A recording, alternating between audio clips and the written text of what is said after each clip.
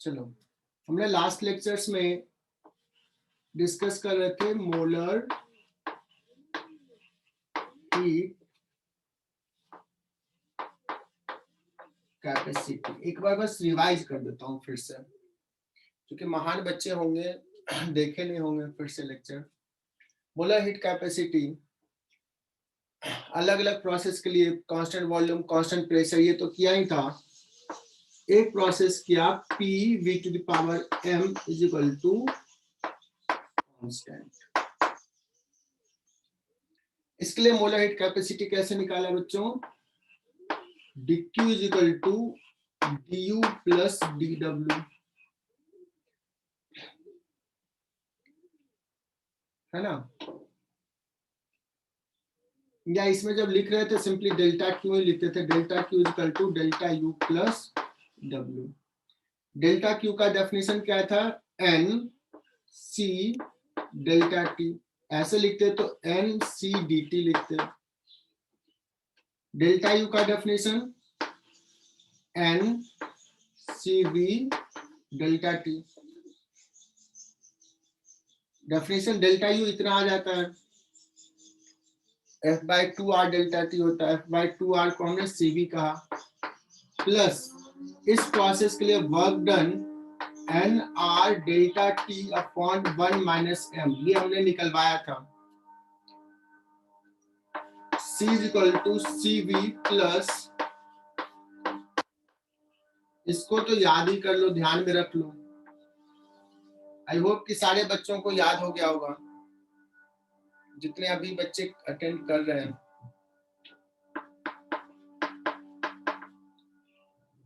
ठीक है,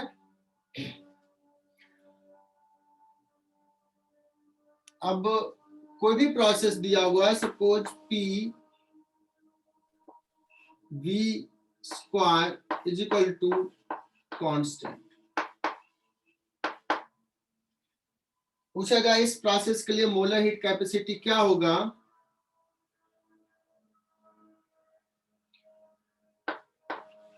If gas is diatomic, what is molar heat capacity for this process? बहुत ही simple सा कहोगे sir, C is equal to C V plus R upon 1 minus M. M का value कितना put करोगे? 2। और CV कितना हो जाएगा? चूंकि डायटोमिक गैस का है, सीवी कितना हो जाएगा? 5/2 आर। M I right?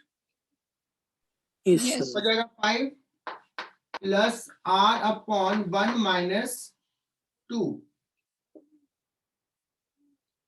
है ना? और ये आ गया आंसर 3/2 आर। 3/2 आर। ओके, अब इसी सवाल में ऐसे कह दे, इसी सवाल में if for, ऐसे लिखते हैं, for 2 mole of helium gas, the process PV square is equal to constant is performed, in which temperature changes by, in which temperature changes by 30 Kelvin, then find heat supply.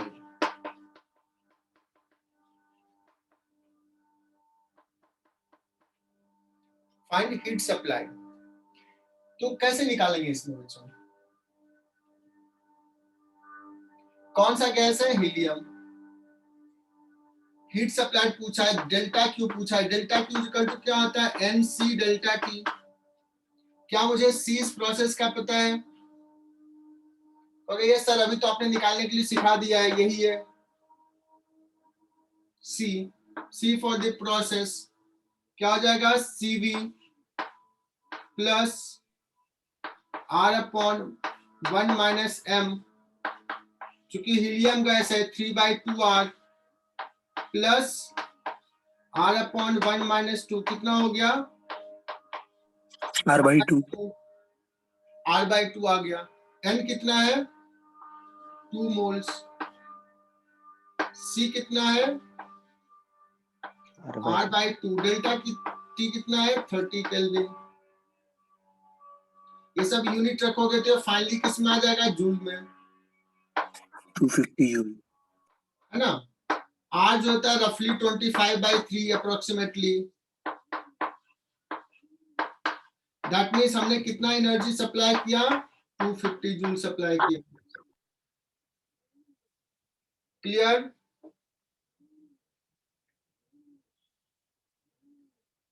Yes sir.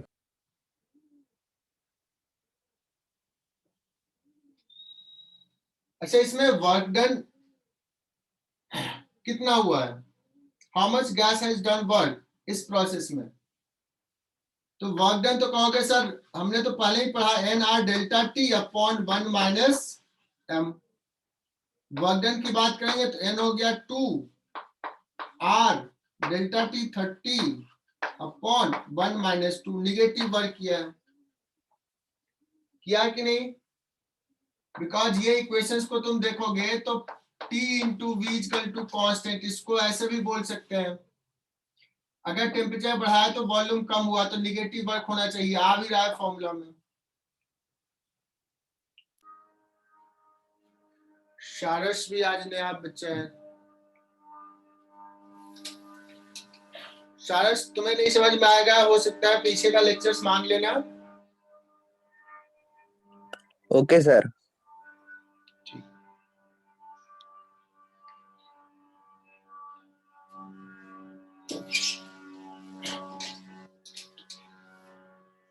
So next हमने क्या discuss किया था अनिकेत?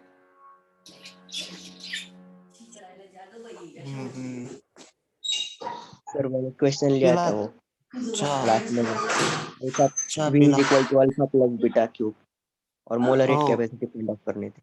ठीक, next हमने discuss किया जो नयन पटेल पूछ रहा था कि सर आप ये जो process P V to the power n equal to constant, इसका तो मोलर हीट कैपेसिटी निकाल दिया। कभी कभी सवाल रहता है जैसे P T square equal to constant, ऐसा दे दिया, इसका मोलर हीट कैपेसिटी बोलो ना। अब आयुष निकम म्यूट कर लो अगर कुछ नहीं पूछना है तो। आयुष, हाँ, अगर ये सवाल दिया हुआ है तो तुम लोग तो ब्रिलियंट बच्चों को होगा सर बस इस फॉर्मेट में लिखना है। इसके लिए मोलर हीट कैपेसिटी क्या होगा, if gas is nitrogen, nitrogen gas पे ये प्रोसेस परफॉर्म किया, what will be the C, CV plus R upon 1 minus M। मुझे P और V में चाहिए, T को रिप्लेस कर देना है, what we can do, M 1/2 P square V square that is equal to another constant PQ V square is equal to constant P V to the power 2/3 is equal to constant। सही है ना? सो M कितना आ गया, 2/3। अब मान लो ये सवाल test में ऐसा पूछा और तुम लोग नहीं बताए तो पेरेंट्स के सामने तुम लोगों को डांट पड़ेगी भयंकर वाली। सुन लो, रिकॉर्डिंग में भी आ गया है।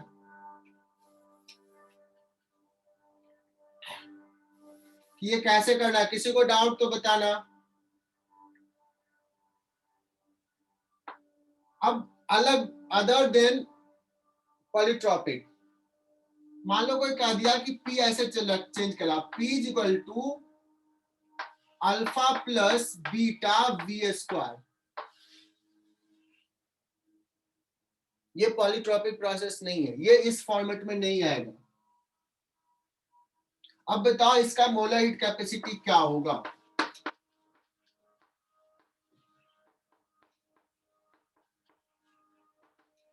अभी तक जो पॉलीट्रॉपिक में कर रहे थे मोलर हीट कैपेसिटी कांस्टेंट था, whatever the volume, whatever the temperature, but यहाँ पे वेरिएबल होगा, अलग अलग पॉइंट पे, अलग अलग स्टेट पे अलग मोलर हीट कैपेसिटी होगा। So find molar heat capacity as a function of volume. देखते हैं मोलर हीट कैपेसिटी निकालने का तरीका क्या था, कैसे हमने स्टार्ट किया था। हमने लिखा था चूंकि यहाँ पे वेरिएबल होगा तो डेल्टा क्यू की जगह पे डी क्यू लिखना प्रीफर करेंगे। D Q is equal to D U plus D W. अब मेरी बात तुम लोग सुने नहीं होगे, जब कांस्टेंट होता है तो डेल्टा क्यू लिख लिया, जब वेरिएबल है तो क्या लिखेंगे? डी क्यू, डिफरेंशियल फॉर्मेट में। D Q is equal to क्या लिखेंगे? N C D T. अब नैन पटेल को लेक्चर्स रिकॉर्डिंग देख के भी नहीं समझ में आया, डी यू को क्या लिखेंगे? N C V D T, और डी डब्ल्यू को क्या लिखते हैं? पीडीवी। नैन पटेल यहां तक क्लियर? Yes sir. अब हमारा टारगेट क्या होगा? बाकी बच्चे बताएं, यहाँ dt है, यहाँ dt है, तो मन करता है कि इसको भी dt के टर्म में लिख दें, और यही टीचर का काम है कि एक बार बताना, लेकिन उसके बाद तो सीख ही जाना चाहिए, ये आइडिया है। सॉल्यूशंस तो हर जगह लिखा है, बट ये पॉइंट आउट करना है, ये हमारा काम है। तो तीसरी बार पॉइंट आउट कर रहा हूं, dv को किसके टर्म में लिखना है? dt के टर्म में। तो क्या उसके लिए हमें क्या चाहिए? हमें t और v में रिलेशन चाहिए। रिलेशंस तो p और v में दिया हुआ है, रिलेशन किसमें है? p और v में, लेकिन हमें यह भी पता है pv इक्वल टू क्या होता है? nRT। p का वैल्यू यहां लिख दिया, alpha plus beta v square into v, that is equal to nR into t। इसको डिफरेंशिएट कर लेते हैं बच्चों, पिछली बार बताया था, ये क्या हो गया? Alpha v plus beta v cube, that is equal to nRT, और डिफरेंशिएट करते हैं, देखते हैं कितने बच्चों का आता है। Alpha into dv plus 3v square beta into dv, that is equal to nR dt।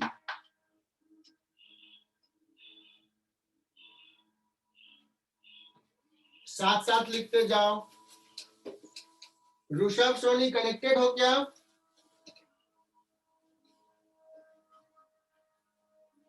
पता ना नेक्स्ट वीक से ऑफलाइन होगा तो हम सिर्फ उन्हीं बच्चों को अलाउ करेंगे जो पेरेंट्स के साथ लिख के आए कि इतना लेक्चर्स क्यों मिस किया है। I will not allow in my lecture. मैंने 2 दिन अटेंडेंस लिया, आज भी अटेंडेंस लूंगा।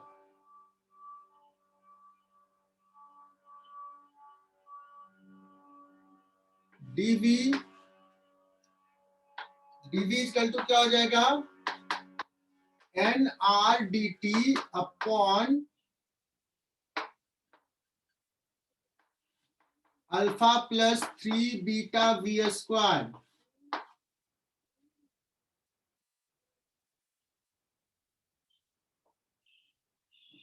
यहां से पुट कर दो, NCDT is equal to NCVDT plus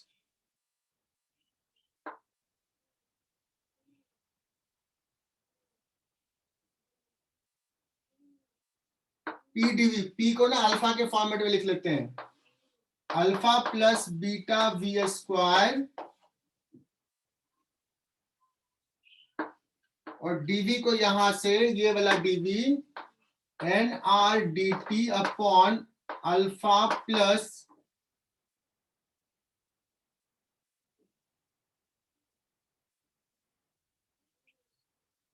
3 beta v square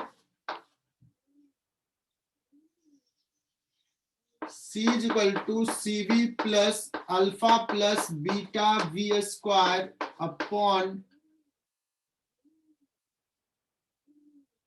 इतना into R upon alpha plus 3 beta B square.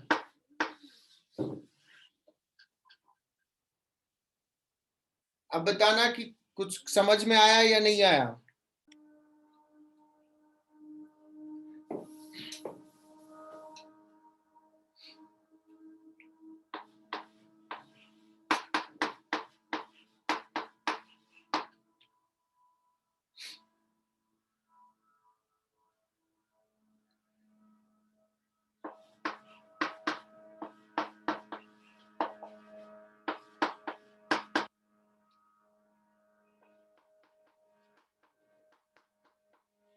ये हमने ऑलरेडी पहले डिस्कस कर लिया, सीपी और सीवी, बोला heat capacity, constant volume and constant pressure. एक बड़ा फेमस सवाल आता है, लिख लो।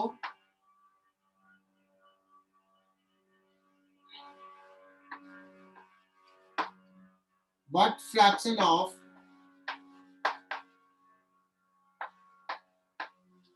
एनर्जी,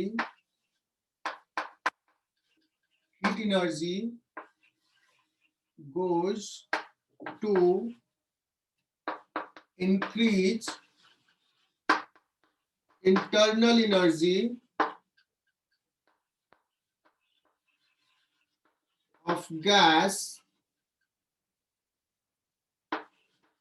for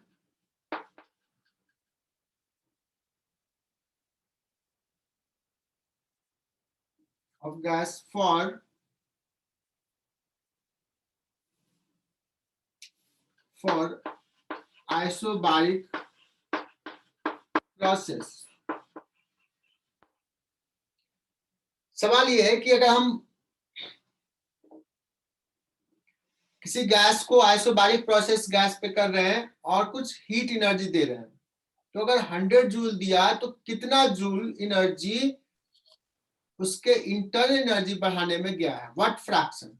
दैट मीन्स हम जो पूछ रहे हैं, एक्चुअली पूछ रहे हैं कि कितना एनर्जी इंटरनल एनर्जी में गया अगर हमने डेल्टा क्यू हीट सप्लाई किया, मतलब heat supply delta Q internal energy में गया डेल्टा यू, तो ये क्या होगा, यही है ना इसका मतलब।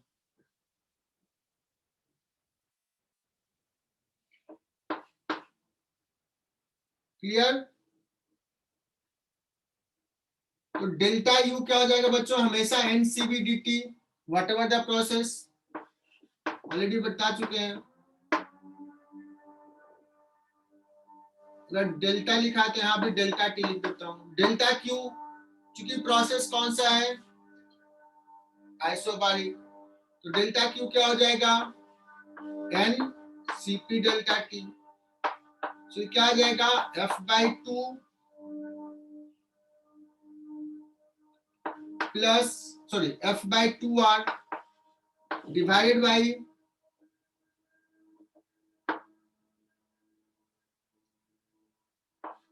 F/2R plus R। कितना हो जाएगा ये बच्चों, F अपॉन, क्लियर। अगर कोई पूछे कि what fraction of energy goes to increase, goes in doing work in isobaric process, fraction of 1 minute energy goes in doing work, बहुत ही सिंपल सा। या तो कहोगे कि दो ही काम तो किया, इंटरनल एनर्जी में गया और वर्क में गया, तो इतना फ्रैक्शन अगर इंटरनल एनर्जी में गया तो वर्क में गया 1 माइनस दिस, या बहुत ही बेसिक से कर सकते हो W upon delta Q. W क्या है, delta Q minus delta U upon delta Q.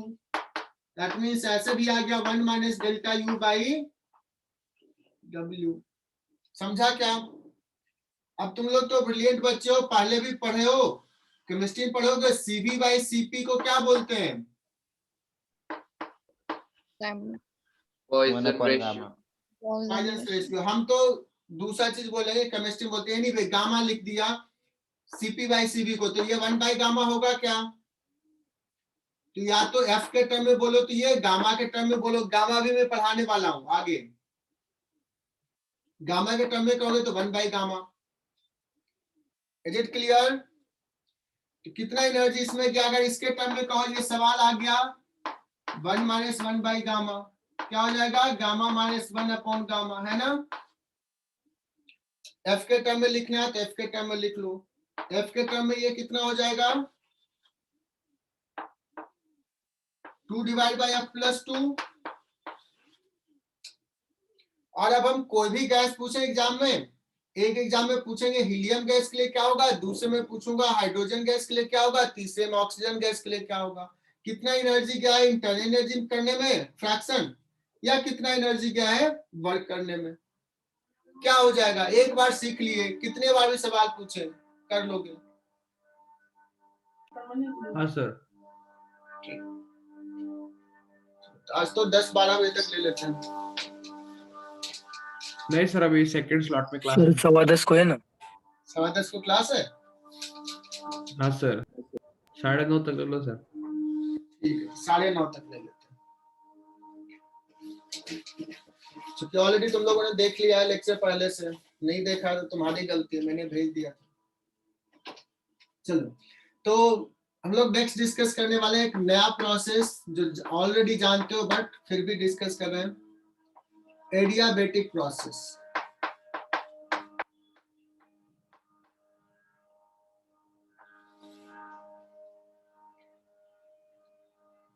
Adiabatic process क्या होता है कि कोई गैस सिस्टम लिया और उसको इंसुलेटेड वेसल में रखा है और कहीं से इसको हीट एनर्जी नहीं जा रहा, हीट नहीं दे रहा है, इसको कंप्रेस कर सकते हैं या एक्सपांड कर सकते हैं, एनर्जी सप्लाइड गैस को नहीं हो रहा। दैट मींस हम कहेंगे कि डेल्टा क्यू जो है सिस्टम का वो है 0, न गैस कुछ ले रहा है न कुछ बाहर दे रहा है। This is the condition. अभी तक हम लोग डिस्कस कर रहे थे पी वी ऐसा होता है, ऐसा होता है, P constant, V constant, T constant, ऐसा। इसमें थोड़ा डिफरेंट, इसलिए इसके लिए थोड़ा वेट किया हमने। लिखते हैं डेल्टा क्यू 0 है। बच्चों हमें पर क्या पता है, डी क्यू इक्वल टू होता है D U plus D W. मुझे अगर ऐसा है तो इसको पीवी में रिलेशन लिखना है, जैसा हमने पहले बताया कुछ इक्वेशंस। तो कैसा इक्वेशंस आएगा? तो हमें निकालना है find equation of the process.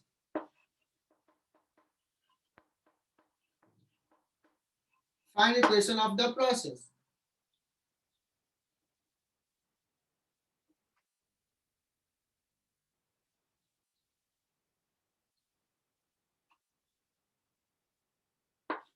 तो कंडीशन ये आ गया, कंडीशन आ गया बच्चों कि du इज इक्वल टू हो जाएगा माइनस डी डब्ल्यू। ये डिफरेंशियल इक्वेशन है, 12th में तुम लोग पढ़ोगे बट अभी तो बहुत ही आसान है। du को क्या लिखेंगे? n cv dt minus dw को क्या लिखेंगे? p dv। अब देखो इसमें कितने वेरिएबल्स हैं, t p v।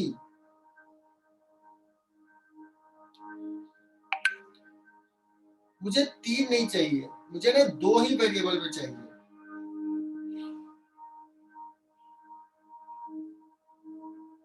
तो आइडिया ये होगा या तो इसमें से p को रिप्लेस कर दें या dv को रिप्लेस कर दें या dt को रिप्लेस कर दें।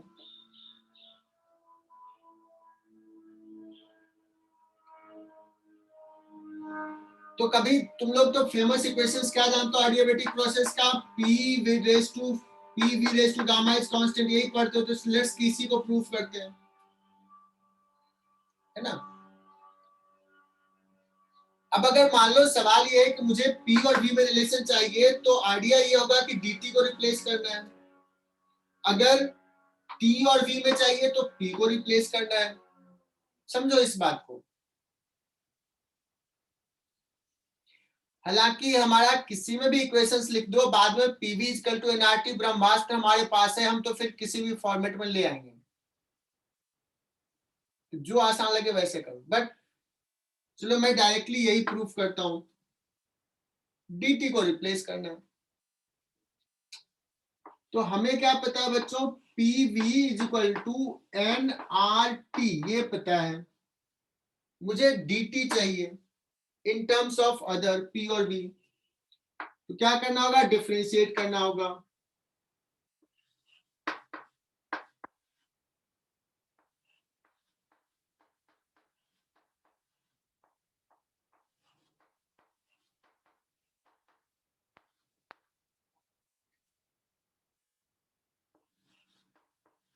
dp by dt v as it is plus p as it is dv by dt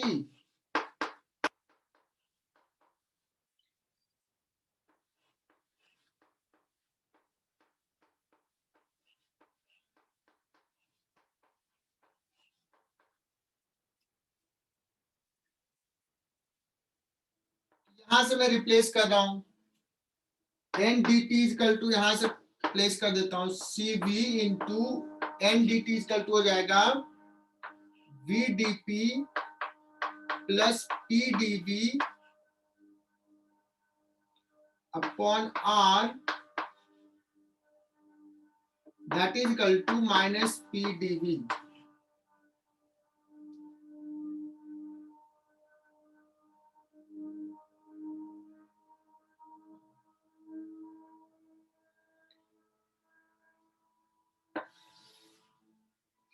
अब इसको थोड़ा सा अरेंज कर लो,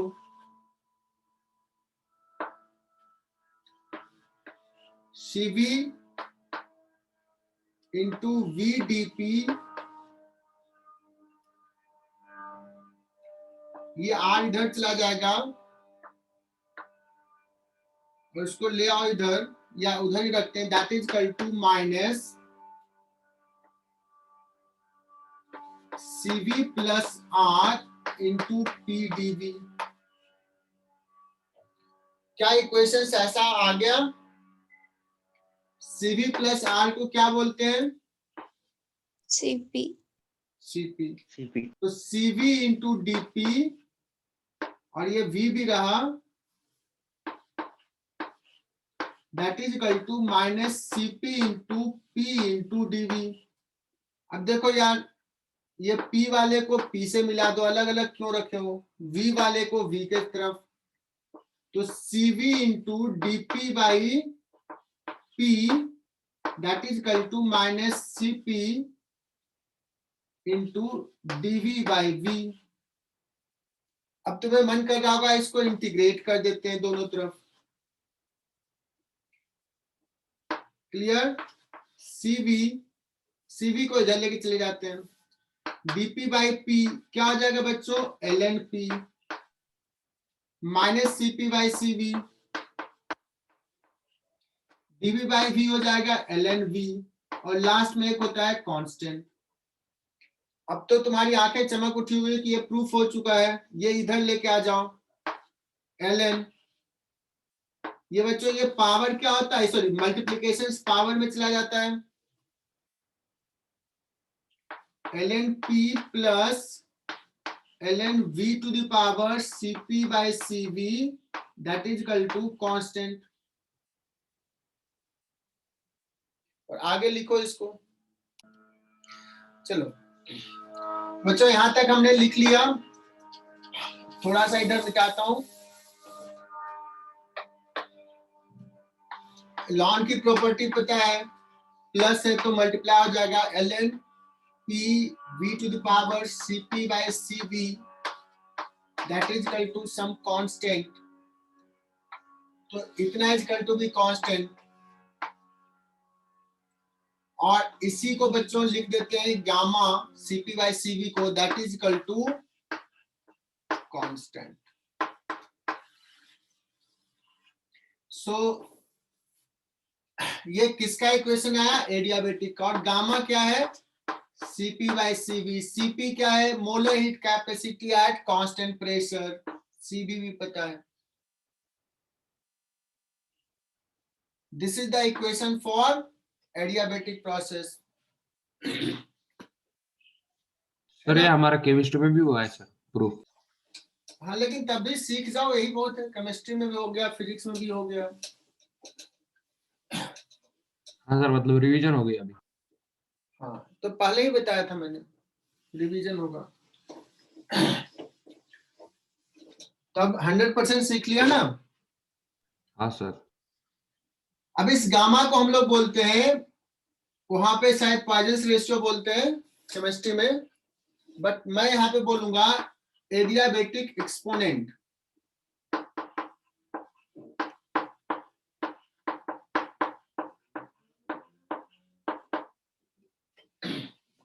adiabatic exponent.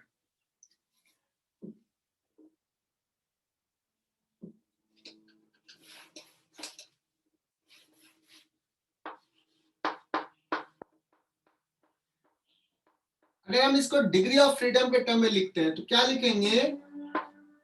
F by 2R Cp is equal to plus R whole divide by F by 2R. इसको आगे लिखते हैं, इसको डिवाइड कर लो तो जाएगा 1 प्लस ये हो जाएगा बच्चों R गया 2 by F. तो अगर याद है तो बहुत बढ़िया, नहीं याद है तो ये याद ही कर लो, 1 plus 2 by F, one of the most important formula. कितने बच्चों को याद था ये? किसी को याद था ये? हाँ सर. गुड. तो चेतना मुझे बताना, gamma of the monatomic gas और gamma of the diatomic gas में कौन बड़ा है? मतलब तुम लोग बताना M और D में which one is greater? M. M.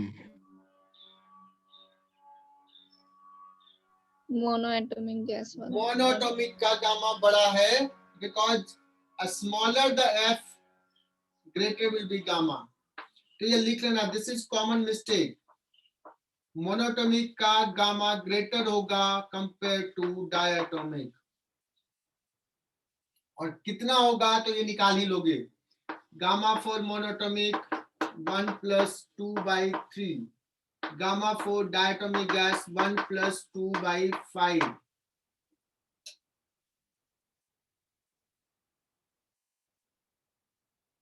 Clear?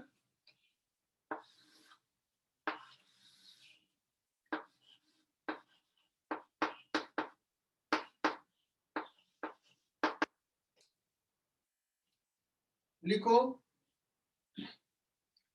अगर मान लो हमारे पास, चलो अभी गामा ऑफ द मिक्सर थोड़ा सा बाद में लिखते हैं.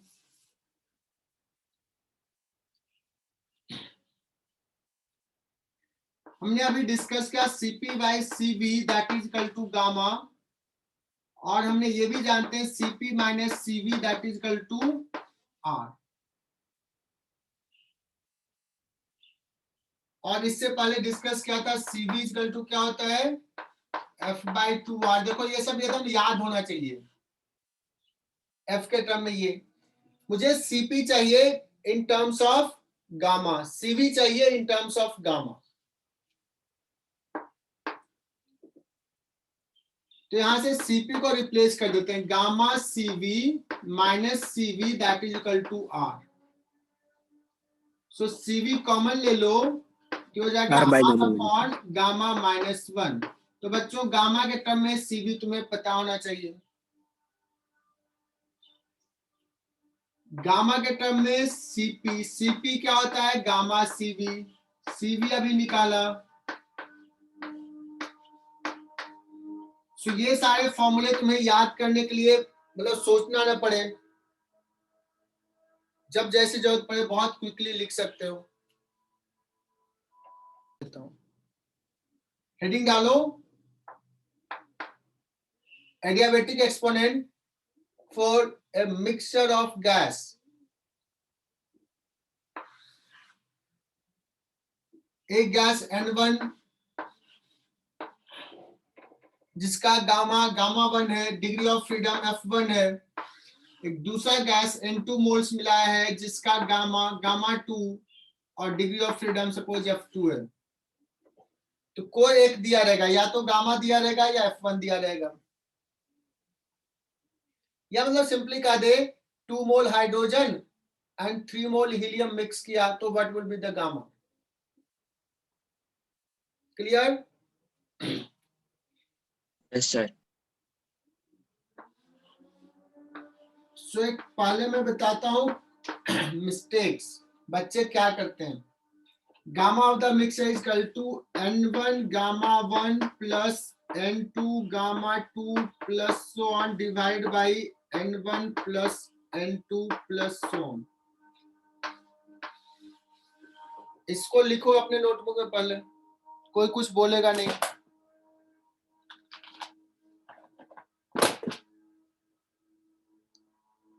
लिख लिया? और लिख करके कट कर दो, ये नहीं होता है।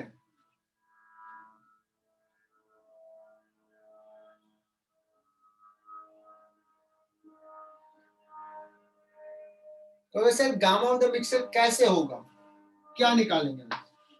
सो gamma of the mixture is equal to Cp of the mixture upon Cv of the mixture। तो sir Cp of the mixture क्या होगा? Cp of the mixture हो जाएगा बच्चों N1 Cp1 plus N2 Cp2 plus so on divide by N1 plus N2 plus so on। आ रही है बात समझ में? Divided by Cv of the mixture N1 Cv1 plus N2 Cv2 plus so on divided by N1 plus N2 plus so on। लिखना है इतना।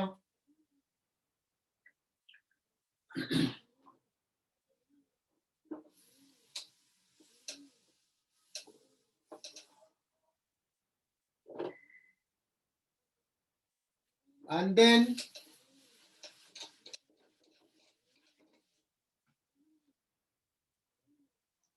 ये N1 plus N2 तो चला जाएगा, तो gamma of the mixture exactly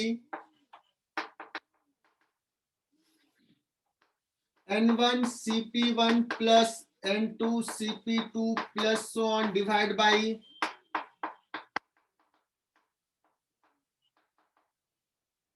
okay sir Cp तो होता है N1 gamma upon gamma minus 1, gamma 1 ऐसे लिखेंगे, R तो सब में रहेगा, कैंसिल हो जाएगा, N2 gamma 2 upon gamma 2 minus 1 plus so on divided by N1 1 upon gamma 1 minus 1, देखो ये Cv, N2 1 upon gamma 2 minus 1। अब तुम्हें ये समझ में आ रहा होगा कि ये गामा ऑफ द मिक्सचर बड़ा ही कॉम्प्लिकेटेड है यार, बहुत मुश्किल है। यही फॉर्मूला, अगर गामा ही दिया हुआ तो ऐसे निकालोगे, लेकिन ये दूसरा फॉर्मूला बता रहा हूं, सबसे ज्यादा इसी को प्रीफर करना, और ये इंपॉर्टेंट है। 99% केस में तुम इसी को लिखना, अल्टरनेट मेथड। सिंपल सा लिखते हैं, gamma of the mixture is equal to 1 plus 2 upon F of the mixture. इसको लिख लो, बहुत इंपॉर्टेंट, बहुत ही।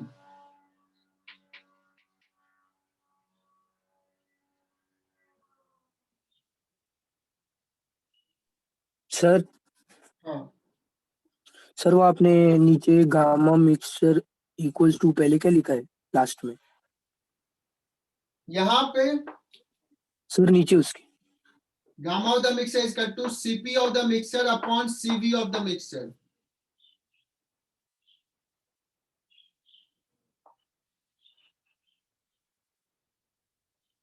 क्लियर? हाँ sir. Cp of the mixture क्या हो जाएगा? N1 Cp1 plus N2 Cp2 plus so on divided by N1 plus N2 plus N3 so on. Similarly ये, और हमने ऐसे सॉल्व किया, Cp ऐसे लिखा, बट मैं कह रहा हूं ये बहुत ही कॉम्प्लिकेटेड होता है, इससे मत जाना कभी, until unless एकदम जरूरत ना पड़े, या इसी फॉर्मेट में सवाल ऑप्शन ही इसी फॉर्मेट में, कभी आईआईटी ऐसे ही देता है, गामा के टर्म में ही दे दिया आंसर। बट अगर निकालना है तो सबसे बेस्ट मेथड ये है, बहुत ही आसान method, gamma of the mixture is 1 + 2 by f of the mixture. अभी अभी ये फॉर्मूला पढ़ाया था ना, 1 + 2 by f, तुम लोगों ने बताया भी कि याद है। तो अब सवाल आता है कि what is f of the mixture? f of the mixture क्या है? बहुत ही सिंपल सवाल है, N1F1 plus N2F2 plus so on divided by N1 plus N2 plus N3 plus so on. F of the mixture का मतलब average degree of freedom कितना है पर मॉलिक्यूल्स, एवरेज। तो N1F1 सारे डिग्री ऑफ फ्रीडम ऐड कर लिया,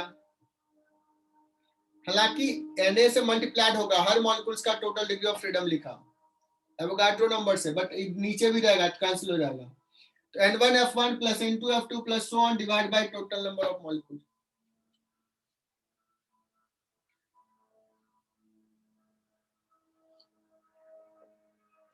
लिखो बच्चों एक सवाल, 2 mole of helium mixed with 3 mole of oxygen, find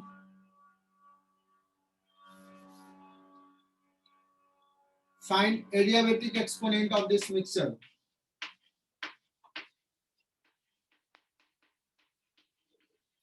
बच्चों में बता रहा हूं ये बहुत इंपॉर्टेंट है, इसको अच्छे से समझ लो, जल्दी से बताओ क्या होने वाला है इसका value.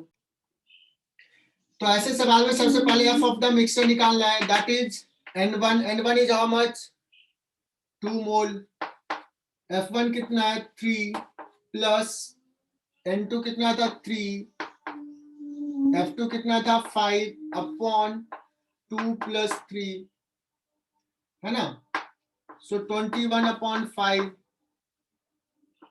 Gamma of the mixture is 1 upon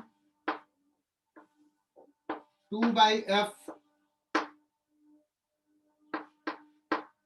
that is equal to 31 upon 21। चूंकि अभी साउंड वेव पढ़ाया नहीं है, बट हो सकता है तुम लोग अभी टेस्ट दो और या बुकलेट में कभी कभी दे देता है, velocity of sound wave in A gas, velocity of sound wave in A gas, ये आईआईटी में भी पूछा जाता है, वहां भी बताऊंगा, एक बार यहां भी बता देता हूं। यहाँ पे सिर्फ बता रहा हूं कि ये फॉर्मूला होता है gamma R T upon M. T is the temperature, M is molar mass, gamma is adiabatic exponent.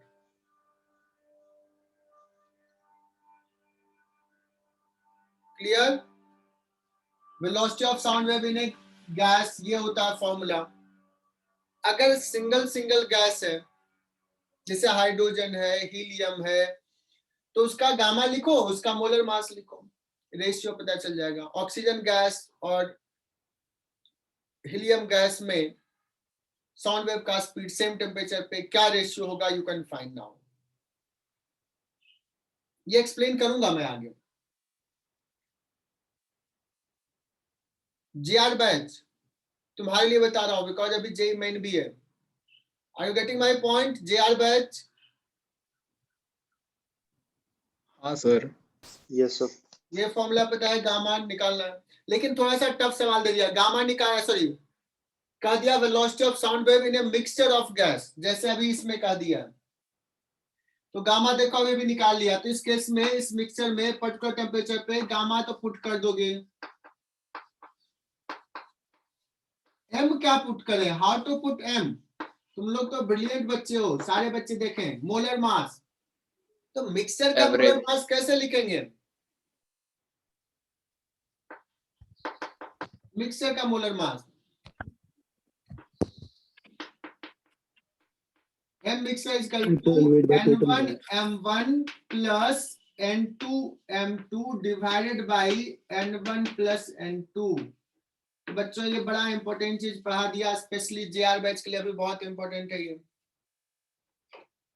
और जेबी बैच के लिए अभी टेस्ट अगर रेजोनेंस का होता है होगा, हो सकता है इसमें पूछ दे तो कर सकते हैं।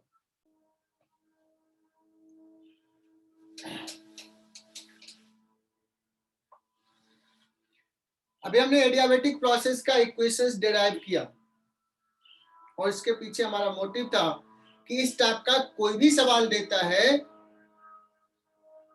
तो तुम सॉल्व कर सकते हो। जैसे किस टाइप का सवाल होगा वो बताता हूं, लिखो।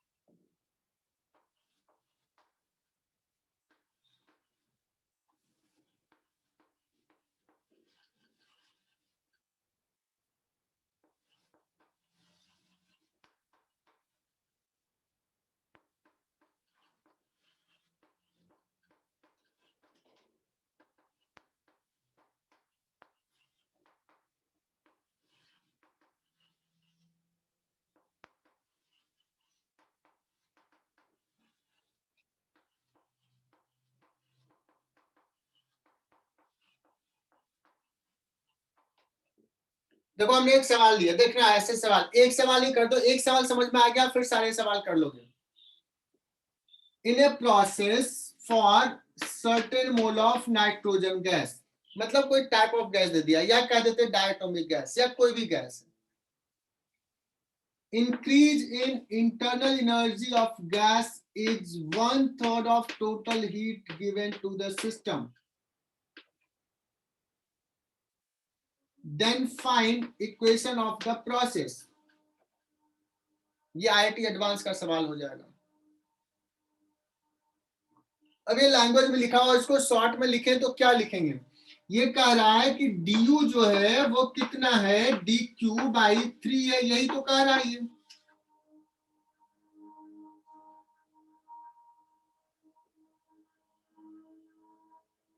समझा क्या?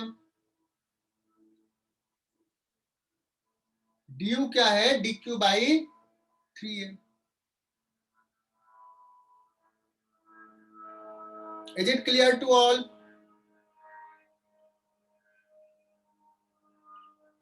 Yes, sir. तौहीद? Yes, sir. Sir, सर वहां पे du लिखेंगे या delta u?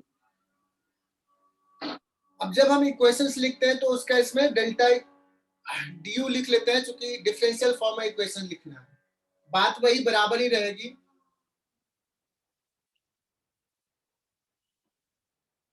du is equal to dq/3 लिखो या delta u is equal to delta q/3, but differential equation के फॉर्मेट में आएगा, लिखना है हमें।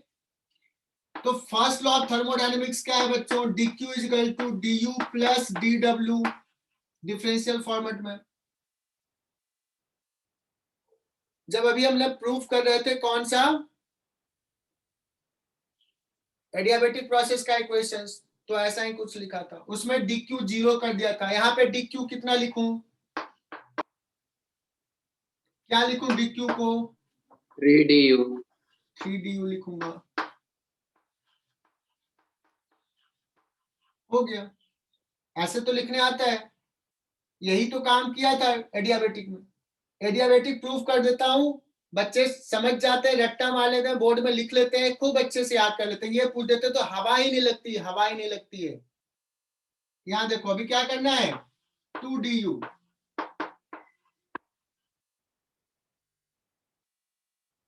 गुड। जब हमें आइडिया पता है, प्रोसेस पता है, क्या करना है, कैसे करना है, क्यों करना है, तो क्या दिक्कत है। अब क्या करना है, du क्या होता है बच्चों, ncv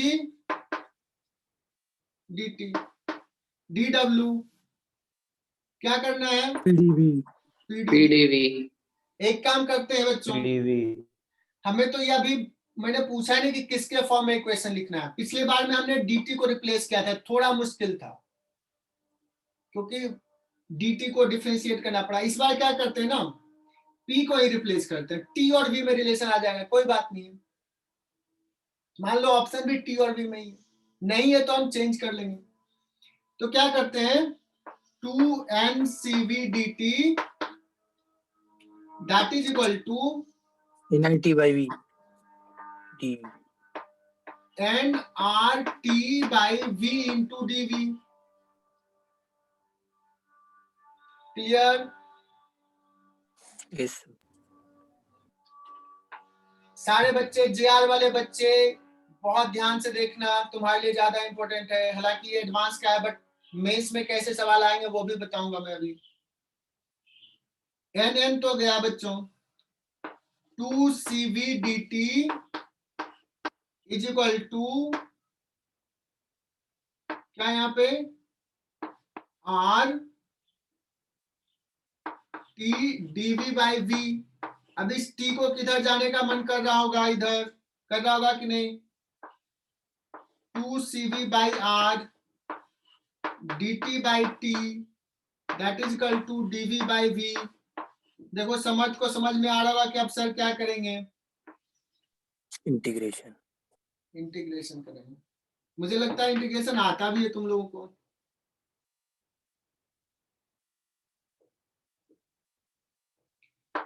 इसका हो जाएगा बच्चों ln t 2cv by r। Part partial connected हो, नहीं दिख रहा, हाँ कनेक्टेड है।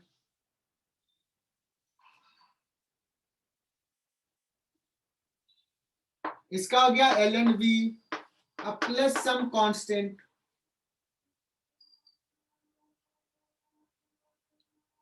है ना। अब इसको अगर ऐसे लिख सकते हैं, इसको इधर लेके चले जाओ, v into T to the power minus 2cv by r that is equal to constant.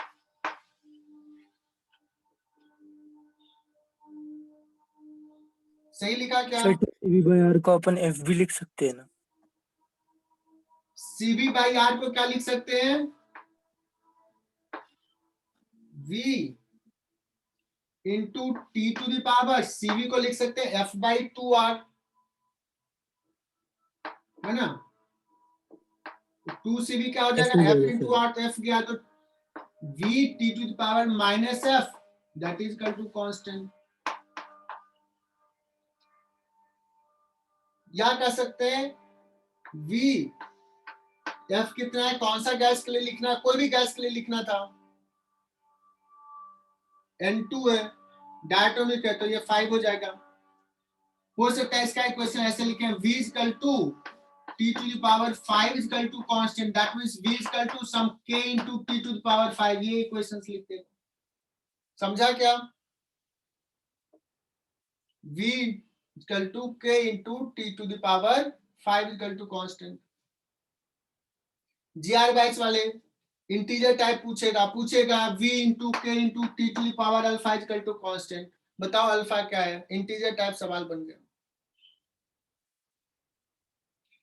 हो सकता था इसको गामा के टर्म में भी लिख सकता है, इसका इक्वेशन ऐसे भी दिया जा सकता है, v T to the power minus cv क्या आता है, r अपॉन गामा माइनस 1, ये 2 रह जाएगा। गामा के टर्म में आंसर दे सकता है। एनीवे हमें तो बस यहां तक लिखना था, यहां तक ये करना था। ये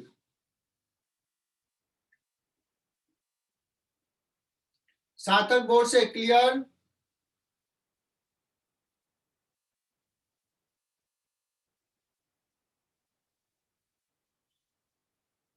चार बच्चे तो निकल गए।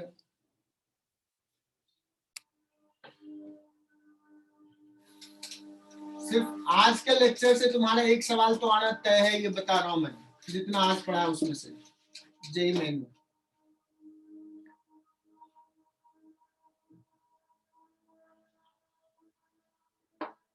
इसमें कहा जाए कि व्हाट इज द, इतना ही सवाल पूछा है, पूछेगा what is molar heat capacity for this process.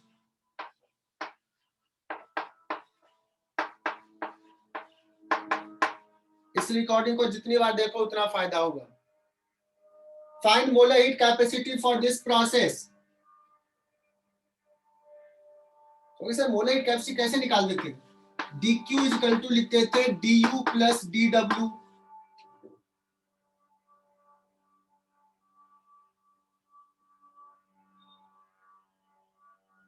लेकिन इसमें करने की जरूरत नहीं, इसमें तो डायरेक्टली दे ही दिया यहाँ पे, ये करने की जरूरत नहीं है। dq इज इक्वल टू क्या दिया हुआ है? 3du। इससे अच्छा सवाल क्या हो सकता है? ये दे दिया है सवाल में। यार dq होता है mc dt और 3 इंटू du क्या होता है? एनसीवी ncv इसका मतलब c कितना हो गया? 3cv हो गया। c कितना हो गया? 3cv। 3cv का मतलब अगर ये नाइट्रोजन गैस है तो cv कितना हो जाएगा? 5/2r। c कितना हो गया? Molar capacity 15r/2। कितना आसान सा सवाल है।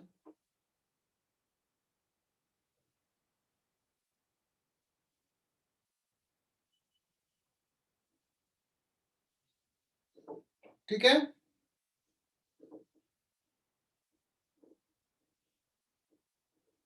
अगर कोई ऐसा सवाल होता है, ऐसा सवाल मैं दे दूं, इसमें बहुत सारे सवाल बन सकते हैं कि एक प्रोसेस है जिसमें वर्क डन जो है वो suppose 1/3 of the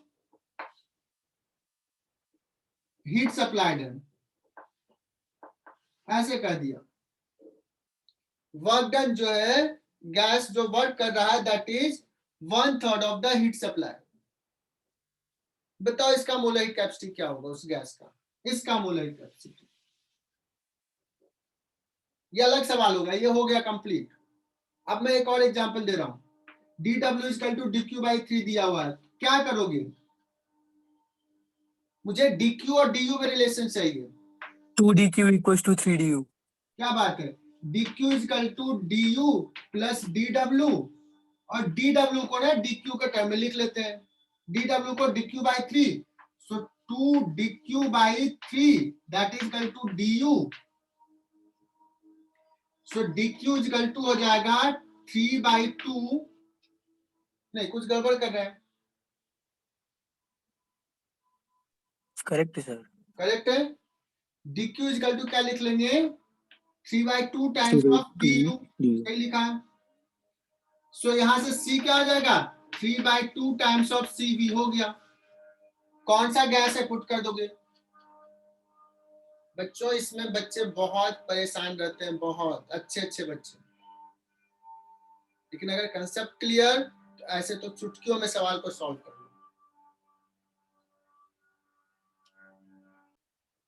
adiabatic process को ही अगर पीवी में नहीं दूसरे फॉर्मेट में अगर पूछ दिया है क्वेश्चन, सपोज टी और वी में, तो पी को क्या लिख लोगे? nRT by V into V to the power gamma, that is equal to constant. That means T V to the power gamma minus 1, that is equal to constant. Clear?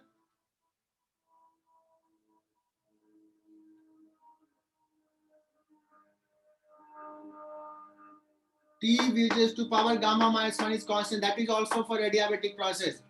कोई कहेगा नहीं sir मुझे ना P और T में relation चाहिए, P और T में। ये सब तुम्हें आता है, बस मैं बता रहा हूं एक बार। V को क्या करेंगे? NRT by P. nRT by V, sorry, nRT by P.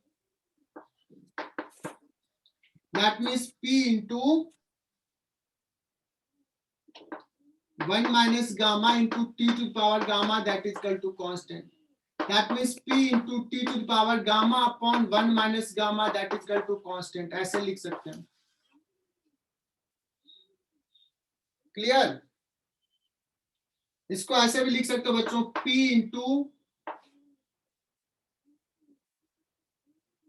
T to the power Cp by R is equal to constant. अगर मान लो मैंने ऐसे दे दिया कि इसमें से कौन सा एडियाबेटिक प्रोसेस का इक्वेशन है, क्या ये एडियाबेटिक प्रोसेस का इक्वेशन है?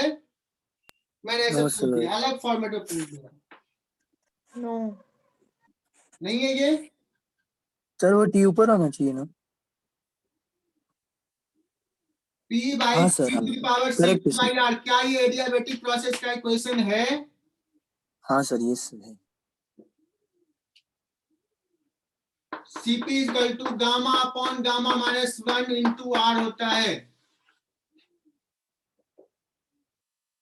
अब बताओ है या नहीं है? हाँ सर. तो एडियाबेटिक प्रोसेस तो तूने कितनी बार पढ़ा? ऐसा सवाल पूछ देता है, दिल पे हाथ रख के बताओ कि कितने टाइम में कर पाते तुम? पता ही लगता है ये कैसे हो गया, हम तो ये पढ़े थे,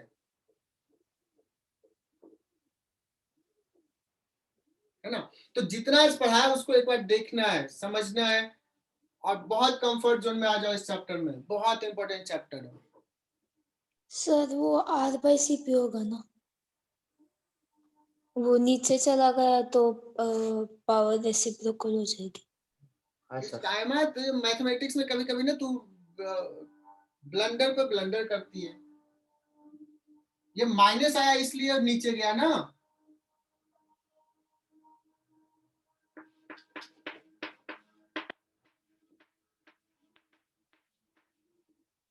हाँ सर.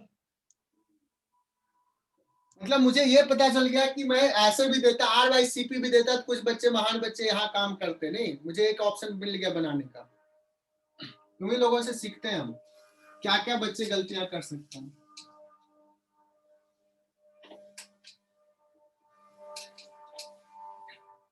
हम भी कर सकते हैं, हमसे भी होता है,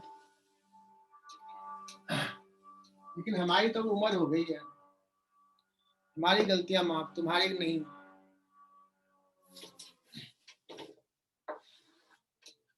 चलो बच्चों, तो हम लोगों ने एडियाबेटिक प्रोसेस देखा, उसके डिफरेंट फॉर्म देखे, एडियाबेटिक प्रोसेस का जो डेरिवेशंस करवाया था वो इंपॉर्टेंट था, गामा ऑफ द मिक्सचर देखा, एफ ऑफ द मिक्सचर्स देखा, वेलोसिटी ऑफ साउंड वेव देखा क्या होता है. चलो अब आगे क्या पढ़ाना है?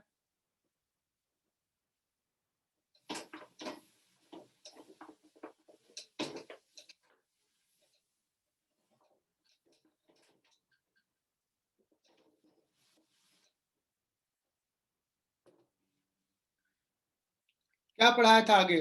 आपने सोल्व लिखा है?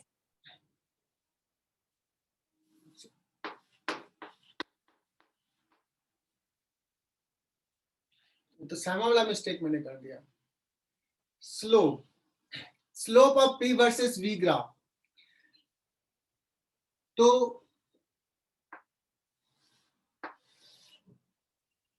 PV to the power M ऐसा मान लो ग्राफ है. एडियाबेटिक प्रोसेस के लिए पहले डिस्कस कर लेते हैं. For adiabatic process, JR batch वाले एकदम से नहीं निकलना, जितना देर में पढ़ाऊं तो तुम्हारे लिए बहुत इंपॉर्टेंट है ये. Slope of P versus V graph for adiabatic process. अगर सर आप P वर्सेस V ग्राफ ले रहे हो और स्लोप पूछ रहे हो तो कितना आसान सा चीज है, क्यों बता रहे हो? dP by dV निकालना है, सिंपल सा, है ना? स्लोप का मतलब dP by dV. इक्वेशंस क्या है? PV raised to gamma is equal to constant. ये इक्वेशंस दिया, dP by dV निकालना है. कौन सी बड़ी बात है? डिफरेंशिएट कर लेते हैं V के रेस्पेक्ट में दोनों साइड. जो नए बच्चे होंगे शारस, आयुष निकम, और कौन है, सोहम। उन लोगों को हो सकती है थोड़ी तकलीफ हो, लेकिन हमारे पुराने बच्चों को तकलीफ नहीं होगा, बहुत मन से पढ़ाया डिफरेंशिएशन इंटीग्रेशन। बच्चों चेन रूल लगाओगे, पहले p को डिफरेंशिएट करना है और v raise to gamma as it is plus p as it is d upon dv of v raise to gamma. और केसवी पाटिल बताएगी, केसवी इधर क्या लिखूं, d by dv of constant.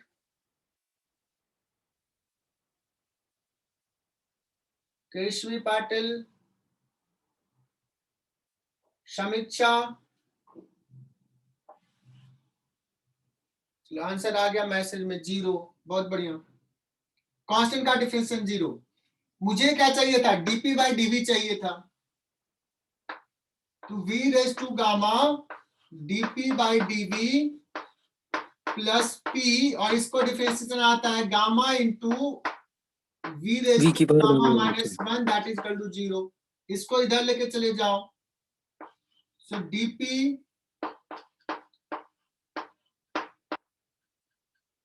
dp by dv is equal to, इसको इधर लेके चले गए तो हो जाएगा minus gamma p v raise to gamma minus 1, और ये वाला इधर लेके आ गए v raise to gamma. So dp by dv comes out as minus gamma gamma p p by v।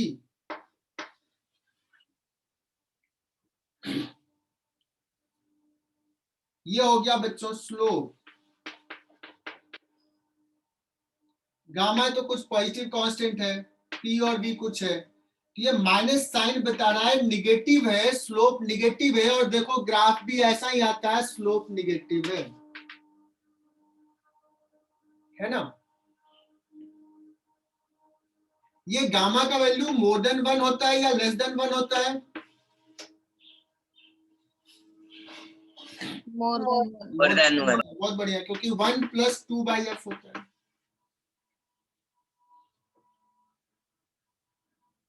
बच्चों ये स्लोप मैग्नीट्यूड में जितना ज्यादा होगा वो उतना स्टीप होगा मैग्नीट्यूड में।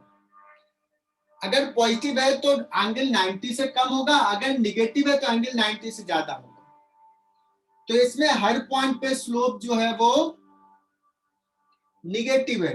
अगर मैं बात करूं यहाँ पे तो यहाँ पे स्लोप कम होगा, ग्राफ में भी दिख रहा है, मैग्नीट्यूड में कम होगा। और तुम कहोगे कि सर यहाँ पे v बड़ा हो गया है और p कम हो गया, तो उसके कारण ये कम हो जाएगा, ग्राफ में भी दिख रहा है। मेरी हर बात को ध्यान से सुनो, जैसे जैसे ऐसे बढ़ा रहे हैं, प्रेशर कम हो रहा है, वॉल्यूम बढ़ रहा है, तो ये क्वांटिटी कम हो रही है। सो मैग्नीट्यूड में डिक्रीज कर रहा है स्लोप, मैग्नीट्यूड में डिक्रीज कर रहा है। जैसे यहाँ पे -100 है तो यहाँ पे -10 होगा, यहाँ पे -5 होगा।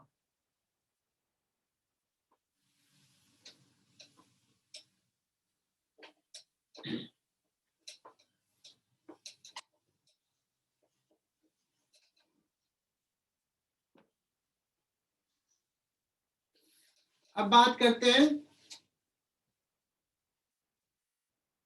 Slope for isothermal process.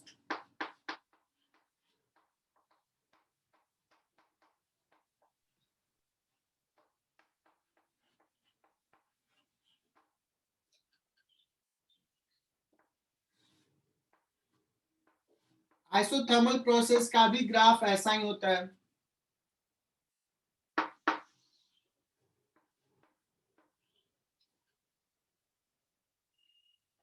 Isothermal process PV equal to constant बच्चों, और मैं ऐसे लिखना चाहता हूं, देखो डिफरेंशिएट करना है ना, पहले P को डिफरेंशिएट कर तो dP लिख दिया, ठीक है, और V as it is plus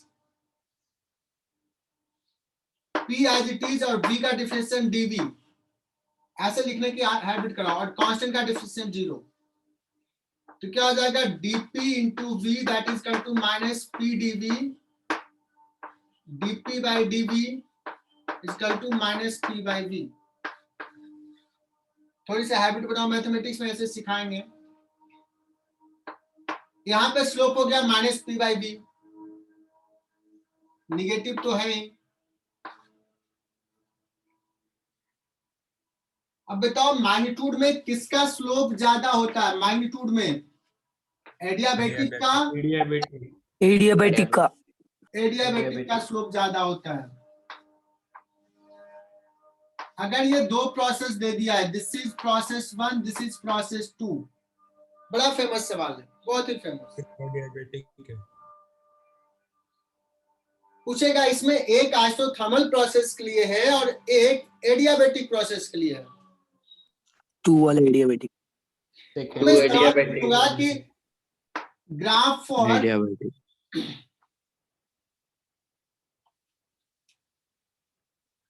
graph for two processes are shown, which of the possible options are correct? Which of the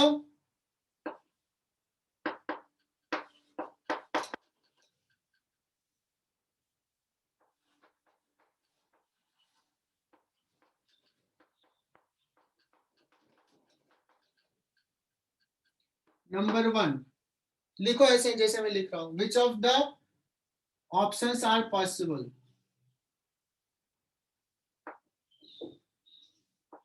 One is for isothermal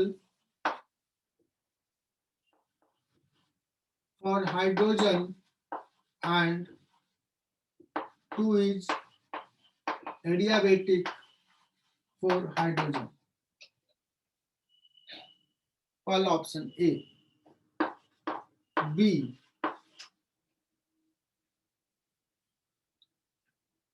One is for adiabatic of hydrogen and 2 is for adiabatic of helium.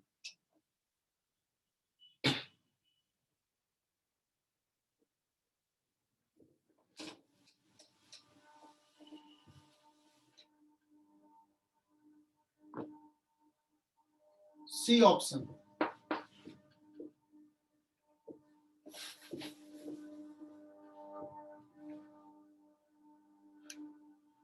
One is for adiabatic of oxygen and 2 is ammonia and 2 is for adiabatic of oxygen. D. One is adiabatic of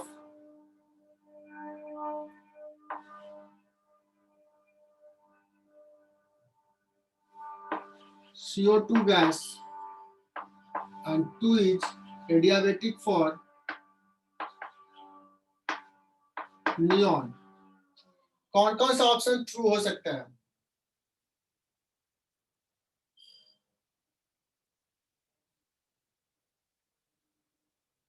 A and C. बाकी बच्चे तो ऐसा सवाल मैंने करा दिया है, पिछले रिकॉर्डिंग में था, इसको थोड़ा सा मैंने ट्विस्ट करके दिया।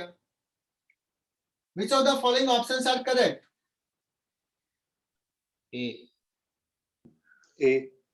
AC. अब बताना इसमें स्लोप किसका ज्यादा है। सबसे पहले तो ये समझो, ये ग्राफ दिया हुआ है, तो अगर हम दो ग्राफ के बीच में कंपैरिजन करना है स्लोप का, तो हम उस पॉइंट पे करेंगे जहां पे P और V सेम है। बिकॉज स्लोप होता है आइसोथर्मल का minus P by V, adiabatic का होता है minus gamma P by V.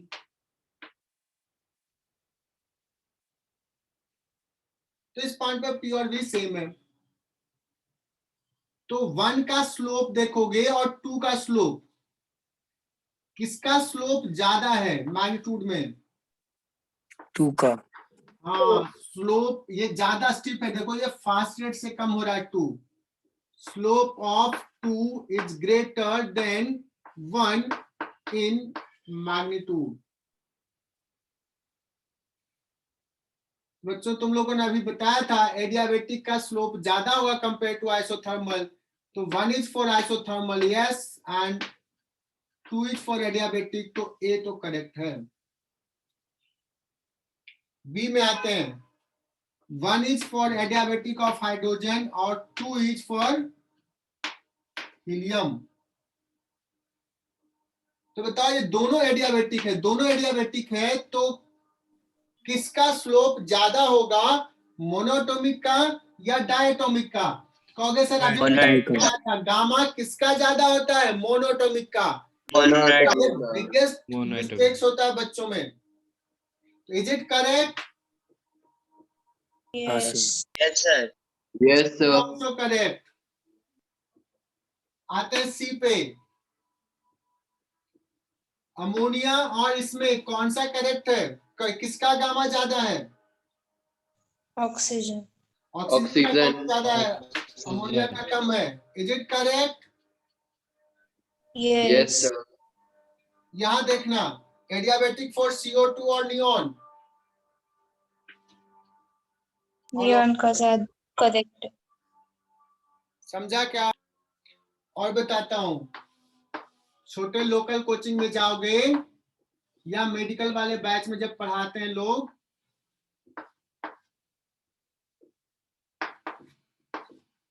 और बच्चे भी याद करते हैं, कहीं कहीं तो बुक में भी शायद ऐसे रहता है, यही फेमस ग्राफ ऐसे दिया रहता है, ये 1 है 2 है, कुछ लोग तो रट्टा मरवा देते हैं। स्लोप लोग कौन समझता है किसका ज्यादा किसका कम है, बच्चे भी क्यों कहाँ इतना टेंशन ले कि स्लोप करें। वो बताते हैं नीचे वाला एडियाबेटिक होता है और ऊपर वाला आइसोथर्मल होता है। हो गया, ये थ्योरी खत्म, 1 मिनट में खत्म। बच्चे भी कुछ, नीचे वाला एडियाबेटिक ऊपर वाला आइसोथर्मल, नीचे वाला एडियाबेटिक ऊपर वाला आइसोथर्मल।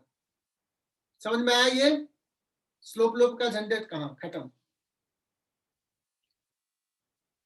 लेकिन बच्चों अगर ये सवाल पूछ दिया,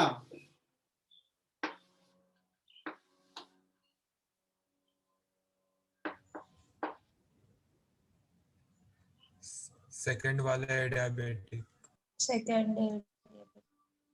तो इसका ज्यादा, यहाँ पे देखो कहाँ पे कंपैरिजन करेंगे, यहाँ पे नहीं, अलग अलग P और V है, यहाँ पे सेम है, तो यहाँ पे तो 1 का स्लोप कम है और 2 का स्लोप ज्यादा। ये हो गया एडियाबेटिक और ये हो गया आइसोथर्मल।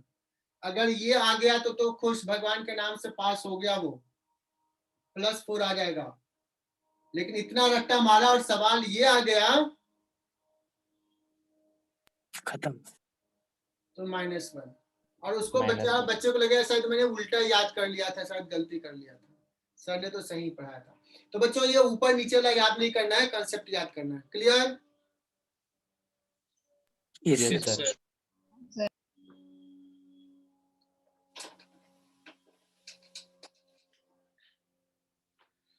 और ये बड़ा फेमस सवाल है, ऐसे सवाल आते हैं 1 2 3 ऐसे रहेगा, 1 2 3 और वही दिया रहेगा। इसमें एक आइसोथर्मल है, एक एडियाबेटिक फॉर मोनोटोमिक है, एक एडियाबेटिक फॉर डायटोमिक है। तो कौन किसके कॉरस्पॉन्डिंग है, यू कैन अंडरस्टैंड। ठीक है, अगर पूछा जाए इसमें एक डायटोमिक का एडियाबेटिक है, एक मोनोटोमिक का एडियाबेटिक है, एक आइसोथर्मल है, तो इस पर्टिकुलर 3 ग्राफ में मोनोटोमिक का एडियाबेटिक कौन सा है? तुम लोग तो ब्रिलियंट हो यार, बहुत अच्छा करो। एक चूंकि जीआर बैच में इसमें है और उसके लिए बढ़ाना बहुत जरूरी है, तो एक चीज मैं बता रहा हूं जो कि हालांकि मैं वहां बताता जब साउंड वेव पढ़ाई, सॉरी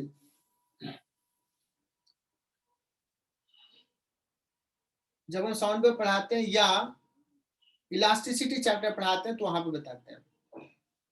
तो बड़ा इंपॉर्टेंट चीज है, तो वो मैं पढ़ा रहा हूं, सारे बच्चे ध्यान से सुन लेना। जो यंग्स मॉडुलस हमने डिफाइन किया था क्या?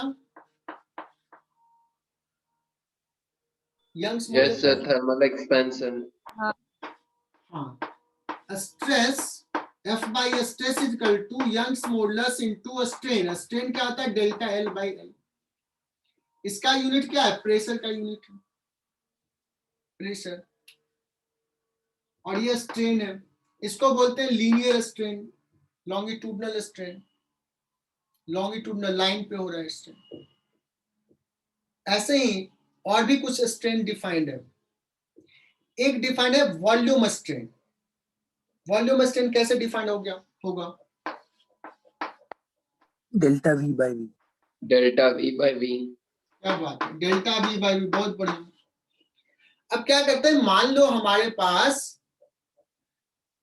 कोई ऐसा मटेरियल है, वॉल्यूम है, और उसको ना क्या करते हैं, प्रेस करते हैं। दैट मीन्स हमने एक्स्ट्रा प्रेशर लगाया, चारों तरफ से प्रेशर लगाया, extra pressure delta P increase किया, तो उसका वॉल्यूम क्या होगा, कम होगा। अगर हमने प्रेशर बढ़ाया तो वॉल्यूम कम होगा। तो कैन वी से दैट कि इसका जो प्रेशर जो होगा वो प्रोपोर्शनल टू वॉल्यूम स्ट्रेन होगा। जितना ज्यादा प्रेशर उतना ज्यादा volume strain. Is it clear?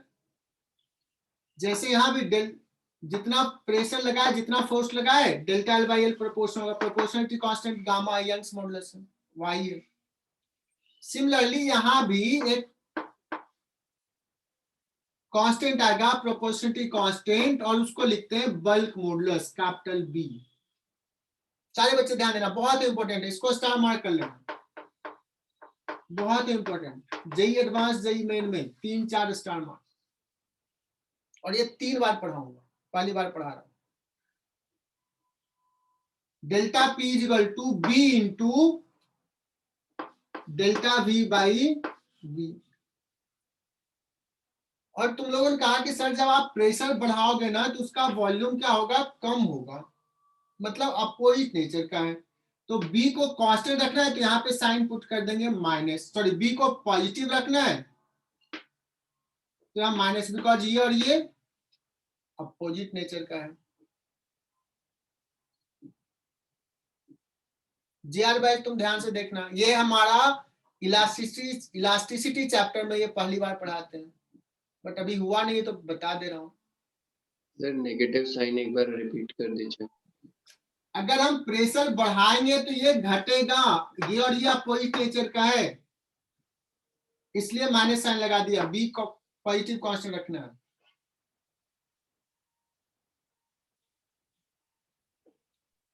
Clear है सर? अपोजिट नेचर का, अपोजिट।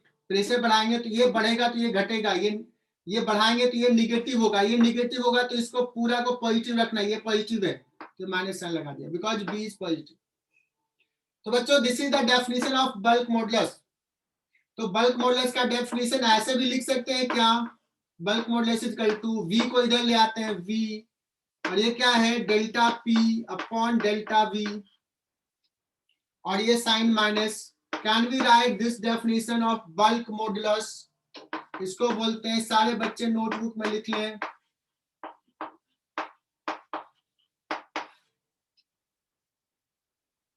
Bulk modulus.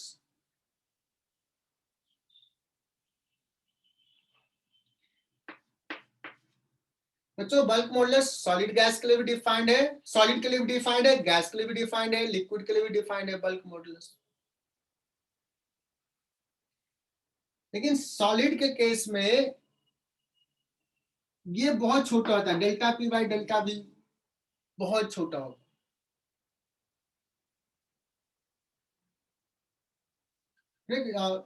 बहुत मतलब जो वॉल्यूम है बहुत ज्यादा सेंसिटिव नहीं है प्रेशर का, वो प्रेशर बहुत बढ़ाना पड़ेगा तो वॉल्यूम थोड़ा सा बढ़ेगा, ऐसा होगा।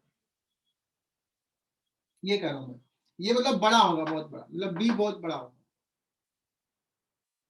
लेकिन अगर गैस के लिए लिखे तो मैं इसी को गैस के लिए कैसे लिखते हैं, B is equal to minus V into DP by DV. Gas के लिए लिखेंगे तो ये हो जाएगा, तो ये याद कर लो।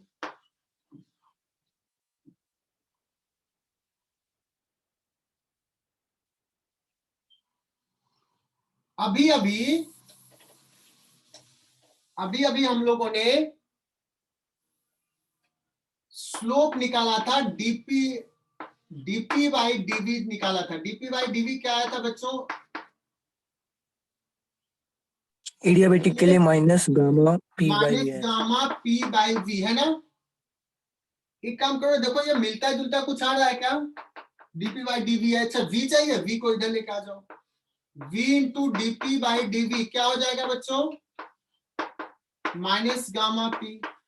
अच्छा ये माइनस बी है, तो bulk modulus is equal to क्या हो जाएगा? गामा पी किसके लिए? एडियाबेटिक। याद है मैंने पढ़ाया है, bulk modulus for adiabatic process is gamma P. Bulk modulus of a gas for adiabatic process is gamma p. मैं पूछूं what is the bulk modulus for polytropic process? अगर तुम लोग ध्यान से पढ़ो, तुम लोग ब्रिलियंट हो, जो कि हो, bulk modulus for this process, what is semi bulk modulus for this process? MP. MP. अगर मैं पूछूं what is the bulk modulus for isothermal process? P. GR batch याद कर लो, इसमें से कोई सवाल आ सकता है। Bulk modulus for isothermal process is P. और सवाल आ गया तुम्हें, bulk modulus for TVS equal to constant क्या होगा? टी को रिप्लेस करके कर सकते। क्या होगा जल्दी?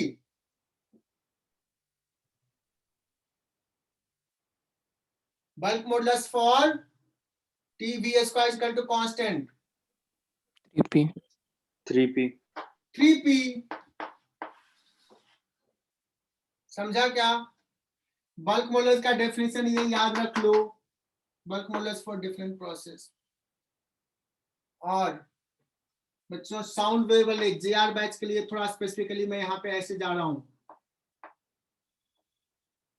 Velocity of sound wave in gas, velocity of sound wave in gas जो होता है वो होता है bulk modulus by density.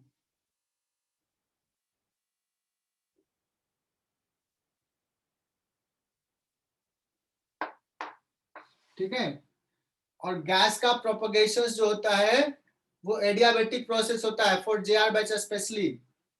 Gas में, एयर में जो साउंड वेव प्रोपोगेट करता है, ये प्रोसेस जो है वो एडियाबेटिक है, आइसोथर्मल नहीं है। वो हम डिटेल में डिस्कस करेंगे। तो बच्चों ये अगर क्या हो जाएगा? Gamma P by rho, velocity of sound wave in gas. चलो, और यही आ जाता है gamma R T by M, P by rho का पुट कर दोगे तो ये फॉर्मूला स्पेसिफिकली इसके लिए। बच्चों बल्क मॉडुलस हमें आईआईटी के सिलेबस में, जेईई मेन के सिलेबस में स्पेशली लिखा हुआ है, bulk modulus for a gas for different process, ये लिखा हुआ। तो that's why this is very very important. यहाँ पे हमने लिख दिया है velocity of sound wave in gas B by rho, और बल्क मॉडुलस गामा पी हो जाएगा बिकॉज साउंड वेव का प्रोपगेशन एयर में, गैस में है, वो एडियाबेटिक प्रोसेस होता है, नॉट आइसोथर्मल। न्यूटन साहब ने आइसोथर्मल कहे थे। कोई बताएगा किसने कहा था एडियाबेटिक है? JR batch, anyone? लैपलास। यार क्या बात है यार, तुम लोग तो सब ब्रिलियंट हो यार, बेकार ही पढ़ा रहा हूं मैं तो। बहुत बढ़िया, लैपलास ने कहा था, बहुत ही बढ़िया। इसी को बोलते हैं लैपलास करेक्शन। और जे बैच, उनको बोर्ड में अभी जो चल रहा है उसमें हो सकता है पूछ दिया जाए।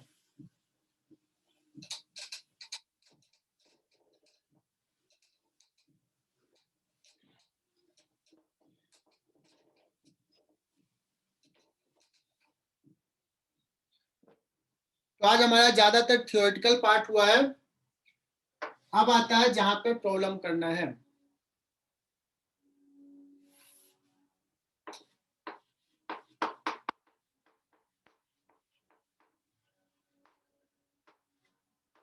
साइक्लिक प्रोसेस थोड़ा सा शायद मैंने पहले भी बताया है।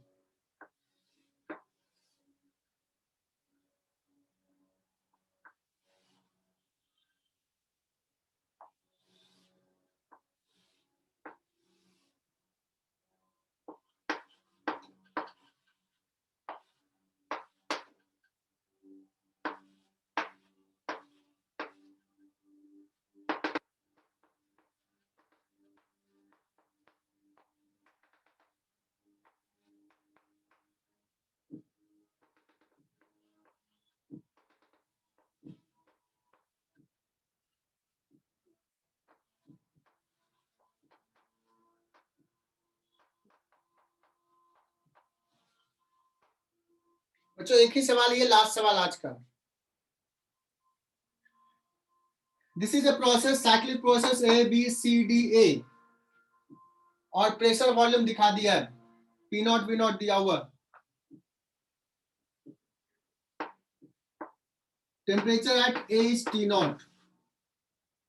इसमें बहुत सारे सवाल पूछ सकते हैं, आधे घंटे 1 घंटे इसी पे चल सकता है क्लास। तो तुम्हें क्या क्या करना है वो बताना मुझे। अगर A पॉइंट पे टेम्परेचर T0 है, if TA is equal to T0, तो सबसे पहले तो मुझे TB क्या है वो बताओ, TC क्या है ये बताओ, TD क्या है ये बताओ इन टर्म्स ऑफ T0। दूसरा सवाल,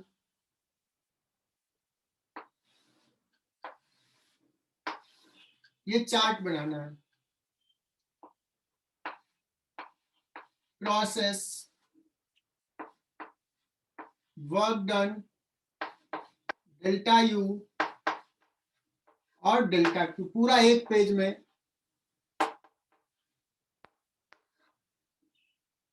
पूरा बड़ा सा पेज, फुल पेज लेना है, हमने तो छोटा लिखा है। प्रोसेस सबसे पहले ले रहा हूं, A B C D A, cyclic process. What is the work done, ये तुम्हें भरना है। व्हाट इज डेल्टा यू, मैं भर दूं क्या, 0। 0 व्हाट इज डेल्टा क्यू, तुम्हें भरना।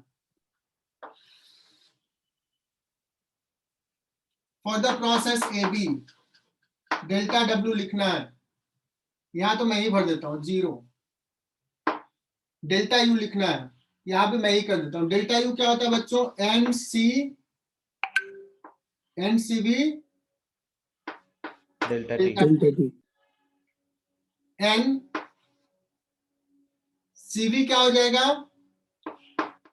F/2, जो भी मोनोटोमिक गैस रहेगा, डायटोमिक गैस रहेगा, तो let's n mole of monoatomic ले लेता हूं, मोनोटोमिक है ना, डायटोमिक रहेगा तो उसके अकॉर्डिंगली। सो NF/2 R delta TB minus TA, है ना। सो जाएगा F/2 NR TB minus NR TA। F कितना है, चूंकि मोनोटोमिक ले रहा हूं 3/2। NRTB क्या लिख सकते हैं, PB इंटू VB लिख सकते हैं क्या, NRT हाँ sir. PB minus NRTA PA into VA। According to this question 3/2, PB कितना है 2P0, VB कितना है V0, PA कितना है P0, VA कितना है V0। आई होप कि ये समझ में आ गया। 3P0 V0/2, this will be delta U. Similarly, what will be the delta Q? मैं ही लिख देता हूं 3/2 P0 V0। Reason is W 0 है, work is 0। Delta Q delta U equal होगा फर्स्ट लॉ ऑफ थर्मोडायनेमिक्स से। Is it clear? यस। तो क्या तुम ये होमवर्क जब भी सेंटर पे आओ तो मुझे ये चार्ट बना के दिखाओगे, तभी क्लास में एंट्री मिलेगी। गलत हो सही हो मैटर नहीं करेगा, कुछ किया हुआ हो, किसी के दूसरे का टापा हुआ भी नहीं हो। और अगर हम लीनियंट हुए तो कुछ बच्चे तो जेरोक्स भी लगा देते हैं बीच में। चलो, तो BC AB BC फिर CD फिर DA, इतना प्रोसेस करके आना है। एफिशिएंसी हम लोग नेक्स्ट क्लास में पढ़ाएंगे।